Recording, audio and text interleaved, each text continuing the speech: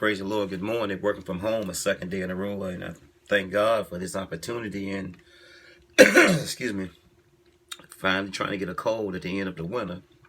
But I thank God for this great opportunity to work from home and to have such great leadership and trusting management and a director and a manager to say, yeah, you can work from home instead of me have to take leave or get on that train. Either way, it's an hour and a half to work. It's 52 miles on the train and 54 miles driving. So either way, it's an hour and a half. But yeah, blessed of God, our Father, to work from home a second day in a row, and thought I would try to inspire, to encourage someone along their way. And so many of us have forgotten our testimony. I grew up in the inner city, the projects, the concrete playground, the DAPROJECTS, the projects. My dad wasn't a very educated man because of segregation and picking cotton and stuff as such, him and my mom. And he had the education of probably a 9 or 10-year-old child as far as school is concerned. But my dad was wise. My mom didn't have the opportunity to finish school. She stopped in the 12th grade. But both of them, I feel, were very wise. This thing called mother wit and being able to catch on and learn verbatim and watching other people do it. So they blessed us with, blessed their children with writing ability and drawing ability and singing and painting ability. All of their children can either sing, draw, write, or something. And I'm not boasting on my bloodline or my family or my siblings, but I've come to discover that all my sisters and brothers, spiritually inclined or musically inclined. My cousins too can write, draw, whatever the case may be. So I was sitting here just thinking about how my mom and dad together, they made $5 an hour. My mom earned $2.90 an hour from Big Spring Mountain Nursing Home as a certified nursing assistant, and my dad earned $2.10 an hour working at a shoe company, a shoe plant, a shoe factory called Genesco.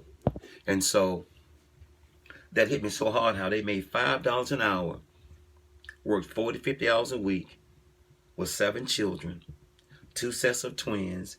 We lived in the projects. Everybody was born in that bathtub. Everybody had the same midwife, except for my baby sister Linda, who was born in Huntsville Hospital, March 6th of 71. But from 62 to 68, the children born in those years were born in that bathtub at 1406 A Arctic Street in Huntsville, Alabama, in Northwood Projects. As I leave this alone, I didn't grow up with a silver spoon. As a matter of fact, I grew up with a stainless steel spoon. All of my sisters and brothers did. We grew up with a stainless steel spoon in our mouth, and that was from the thrift store. As I leave this alone. But so many of us have forgotten our testimony, where we've come from.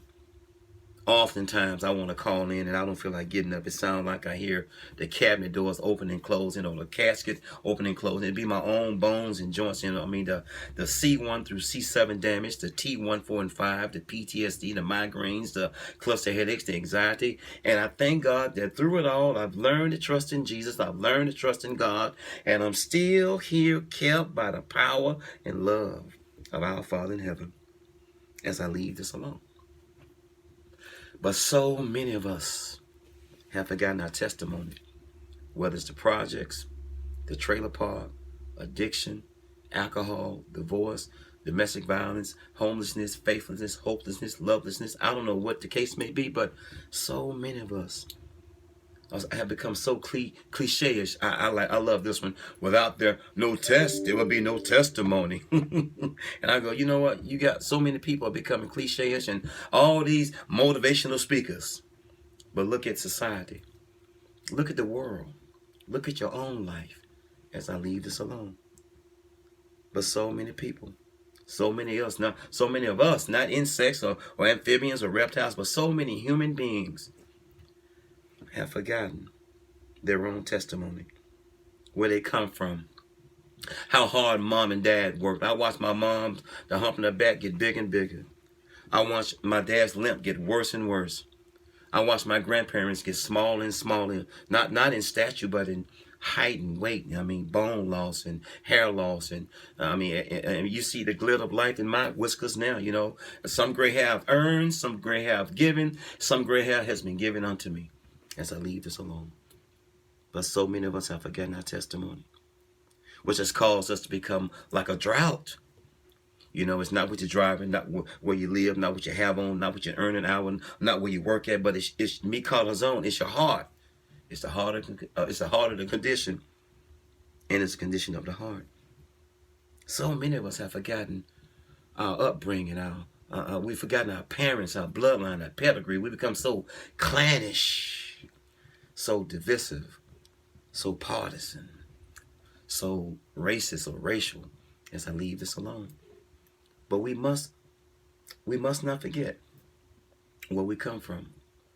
We must not forget our grandparents and our parents and our forefathers and slavery and segregation and coming together. We must not forget.